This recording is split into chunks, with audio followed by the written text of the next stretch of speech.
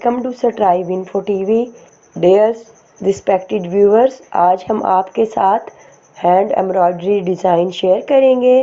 तो वीडियो में आगे बढ़ने से पहले हमारे चैनल को लाइक करें, शेयर करें और सब्सक्राइब करें और बेल नोटिफिकेशन को प्रेस कर दें ताकि हमारी हर नई आने वाली वीडियो का नोटिफिकेशन आपको बर वक्त मिल सके।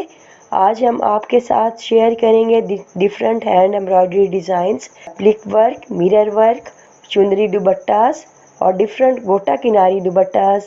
मुझे उम्मीद है कि आज की वीडियो भी आपको पसंद आएगी। आज की वीडियो में हम आपके साथ डिफरेंट कलर्स के दुपट्टास, उनके कलर कॉम्बिनेशन के कौन सा कलर किस कलर के साथ सूट करता है उसको शेयर करेंगे। आपको मुख्तलिफ आइडियाज़ मिलेंगे। इसके अलावा मिरर वर्क के बारे में आपको हम डिटेल के साथ दिखाएंगे कि आप इन आइडियाज़ को के साथ किस तरह खूबसूरत ड्रेस डिज़ाइन करवा सकते हैं।